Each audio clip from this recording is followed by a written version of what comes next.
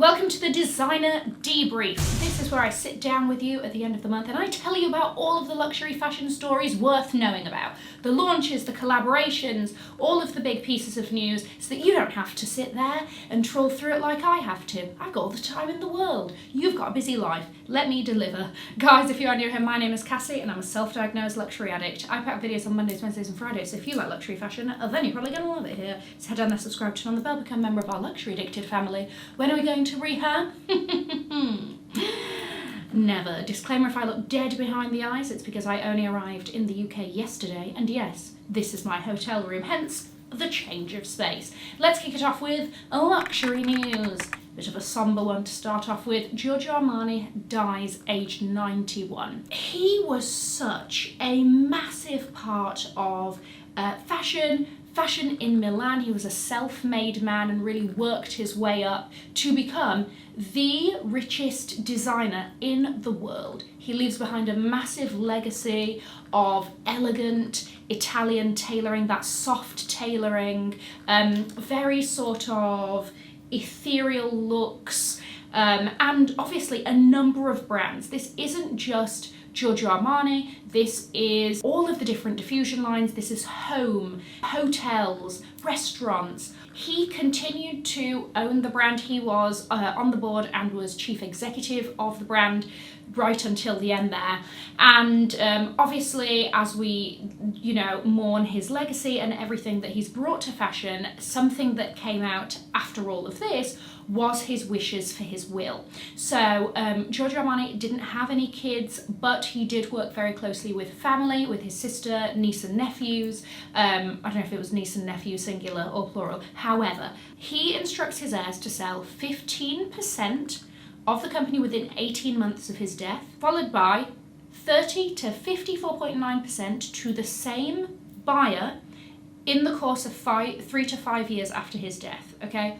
Or IPO, and it becomes a publicly traded company. Now, he did also express that priority should be given to those huge conglomerates like LVMH, Essilor, Luxottica, who make the majority of designer sunglasses, or L'Oreal, those kinds of brands. Really interesting considering that this was a man who, kept this a family-owned business. So let's see how that plays out and what his heirs decide to do. Hermes wins the antitrust case. Cast your minds back. About a year ago, a couple of plaintiffs brought a class action lawsuit against Hermes and claimed that they were practicing antitrust, but they were going against competition laws, basically using the term tying, which was saying that you could only buy X item if you bought Y item, okay? And obviously we know the Hermes game, we know that something similar, something around these lines, tends to happen informally, really. And this was specifically around the buying of a Birkin. As it turns out, the judge said,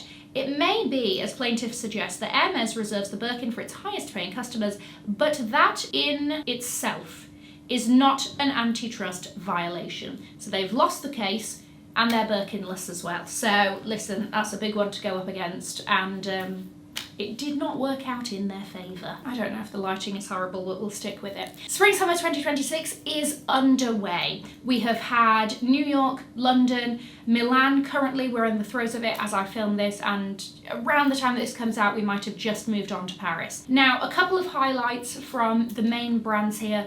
If we're talking about New York Fashion Week, we've got to talk about Coach. Coach once again continues to deliver on this sort of really cool point of view. They've managed to make themselves really cool within a very short amount of time, and that needs to be studied in itself.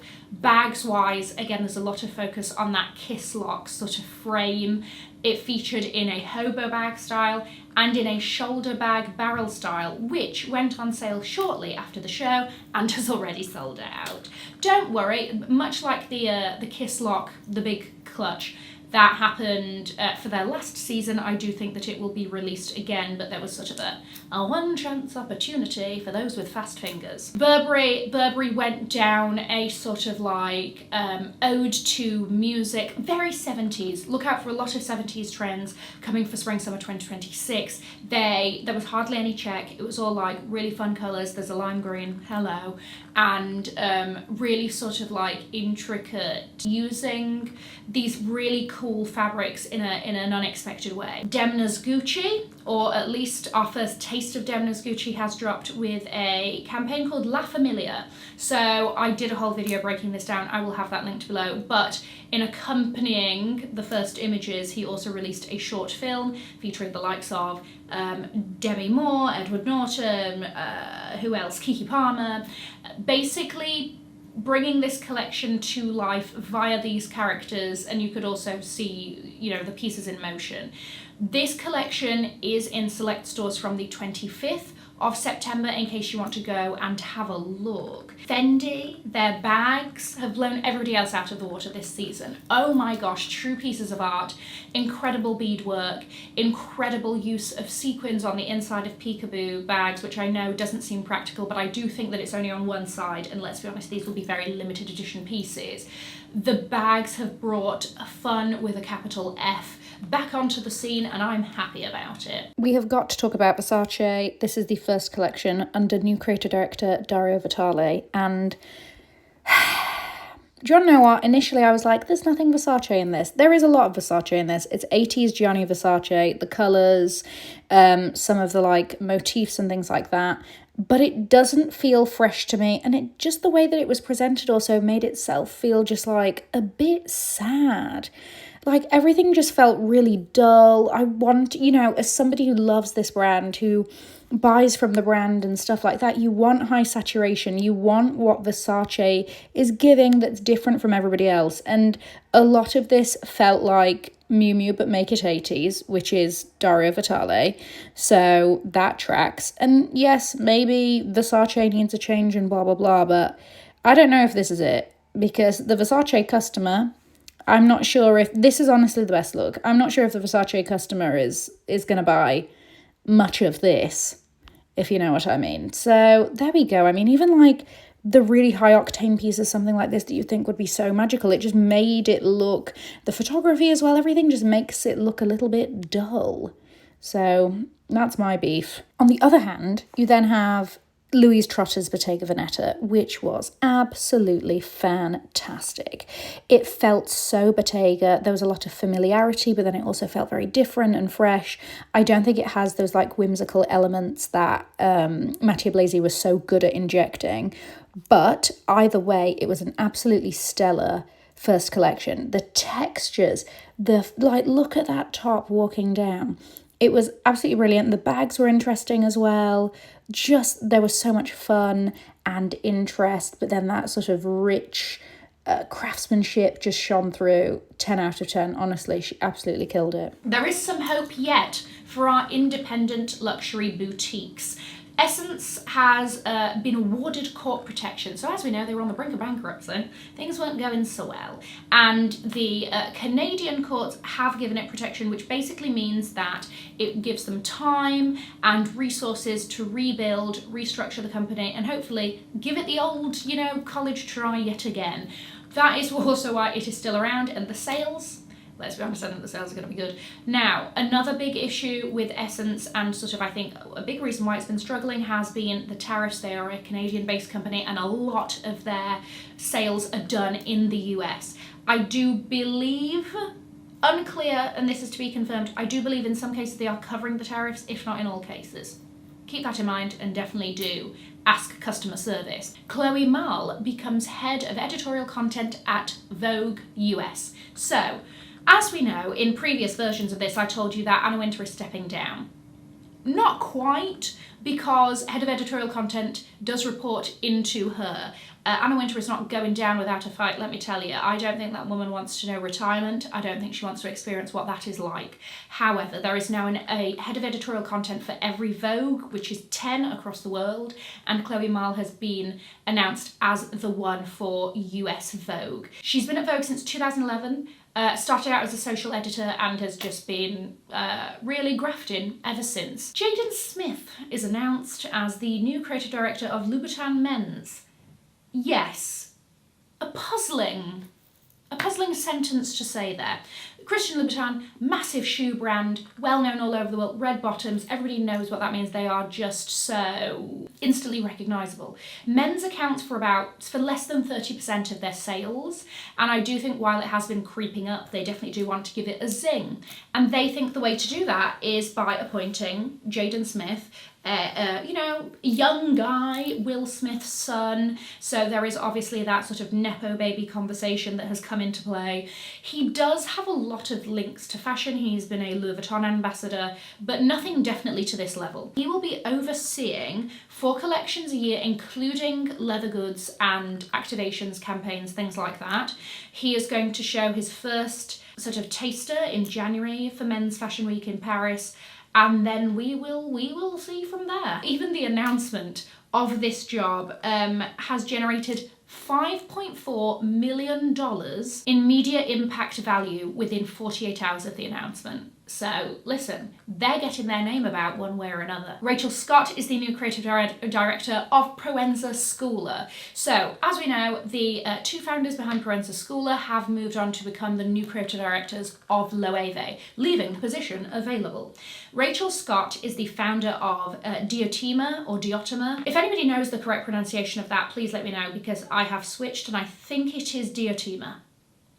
Unclear. The most recognisable part of it are these crochet pieces, these like incredible crystalled mesh pieces. Rachel Scott is a Jamaican designer based in New York, and she has just been she's been really collecting accolades, CFDA awards, things like that, and now she is at Proenza Schouler. Really amazing announcement, really amazing opportunity for her. She showed her first debut show for the brand during this last New York Fashion Week. There was an amazing tiered blue and black dress that I just liked the way that moved. And then there was this look that was like, it almost had, I don't know what this print is, but it almost looks like fireworks, and there were matching sheer boots in the next look, and I was like, okay, this is interesting. Print, colour, fun. Moving into new and noteworthy. Balenciaga launches fine fragrance. So the first time Balenciaga launched fragrance was 75 years ago, and fun fact, it took an archivist for the brand 15 years to track down an unopened or a bottle that still had the original scent in it from all over the world. Finally found it from a fine fragrance collector or something, so that they could base this collection and recreate that initial fragrance yet again. So that fragrance is called Le 10, the 10. And so that is also, I'm assuming, why there are 10 fragrances in this collection.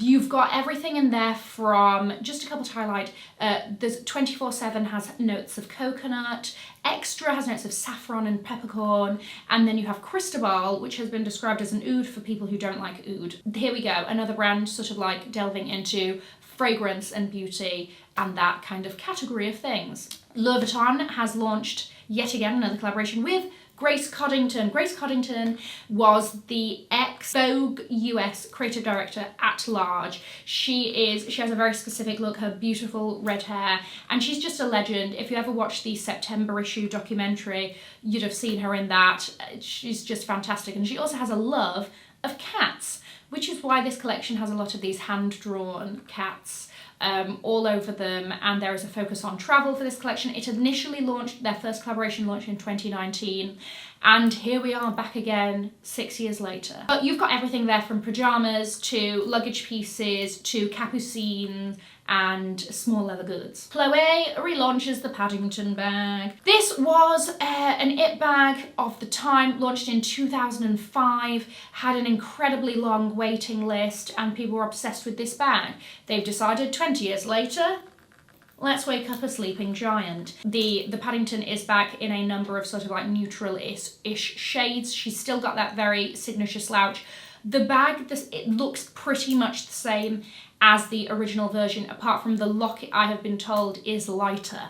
Let's see, because that really was the downfall of the original. That was a hefty lock to keep swinging about there on your dailies. Let's see, are you interested in the Chloe Paddington? If you are somebody who loved the Chloe Paddington, back in the day, is this something that you are considering? Alo Yoga is to launch luxury bags. I considered doing a whole video on this, but I don't think it needs that long. There are 4 bag styles they wish to launch. So at Alo Yoga, if you're unaware, this is a premium athleisure line, okay? If you want, you know, posh sportswear so that you can go and, you know, flex in the gym, go for it. Alo is your place to go. It's not cheap, but it is in recent years they've tried to like launch into some sort of like casual ready to wear of, you know, a few $100s, $700 for like a leather puffer jacket sort of thing. I don't know how successful that's been, but they think that the logical next step is to launch a range of luxury designer bags, 4 different styles. You've got everything from sort of like a bucket bag, a suede tote. There's also like a bowler sort of situation there. Each bag comes with a crystal. Each one has a different intention there. That wasn't a thing about the crystals, it was just the fact that, like, I don't know if that warrants the price. So these start at, I think, $1,200 and go all the way up to $3,600. And I believe that a spokesperson for the company claimed that, you know, they see people in their sets with Chanel bags, and now instead of those Chanel bags, they can carry an Alo bag. This doesn't make sense to me in the slightest. I don't know why anybody with $3,500 to spend on a luxury bag is going, do you want to know, oh, I could go to all these brands that have all of these fun and interesting designs and have a heritage and a history in this space, or I could go to Alo. But that's just me. Let's move into hot new items. To be honest with you, I've only got one here, and these are the Chanel pearl boots. The boots specifically. This is fall winter 2025, and these just make me think of Carl. These are those like novelty Chanel pieces that I grew up like, just they were the fantasy. And so seeing them now done in this way, there's like a skin tight leather boot, sort of, you know, just mid calf I'd say, that's got a massive spherical pearl there with black CCs interlocking at the back.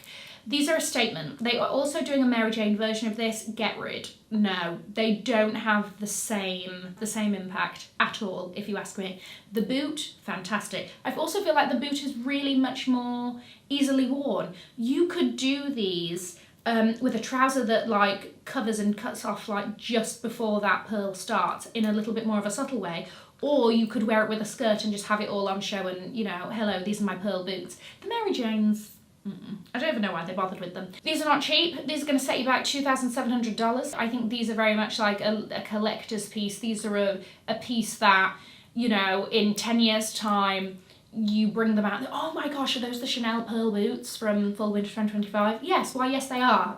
Great memory, excellent taste you have. Oh my, thank you. Let me know if anything surprised you or shocked you in today's version of the Designer Debrief. I'm going to leave a link to another video over here in case you haven't already seen it. Have an amazing morning, afternoon or evening wherever you are. In the words of my father, if you've enjoyed it, tell your friends. If you haven't, keep your mouth shut. I'll see you in my next video. Mwah. Bye guys.